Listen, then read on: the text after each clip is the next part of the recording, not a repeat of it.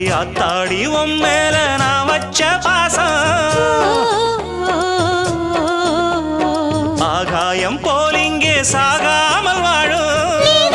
நான் என்று நான் தான் நீ என்று ஜீவன் ஒன்று தேகம் ரெண்டு. நான் இப்போதும் அடி எப்போதும் நான் இப்போதும் எப்போதும் உன்னுடன் இருக்க வேணும்.